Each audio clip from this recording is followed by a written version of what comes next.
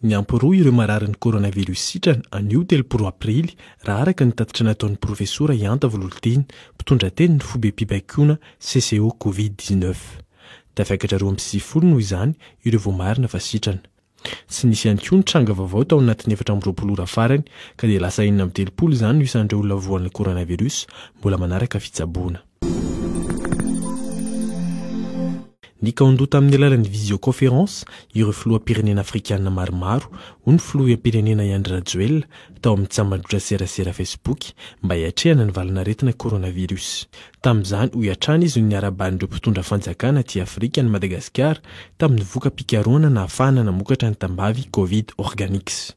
Anisan'ireo filoha nandray anjara tamin'ity fivoriana ity ny filohan'ny Repoblikan'ny Rwanda Paul Kagame, ny filohan'ny Repoblika Demokratika ny Congo Félix Tshisekedi ary ny filohan'ny Repoblika Arabon'ny Egypta Abdel Fattah al-Sisi. Efa niverina filaminana ao amin'ny tanàna Ambovimbeandroy raha araka ny nolazain'ny solombavambahoaka Jean-Michel Henry taorian'ny ilay savorovory mahakasika ny fanamboarana ny tsena manara-penitra nampanantenain'ny filoham-pirenena. Raha tsy haiviny dia andehan'olona manodidina ny 100 mitondra fitaovam-piadiana no tonga eo amin'ilay toerana nikasana namboarana ilay foto-drafitrasa ka nisy fifandonana teo amin'izy ireo sy ny mpitandro filaminana. Olona iray ny maty ary miaramila iray no naratra nandritra izany.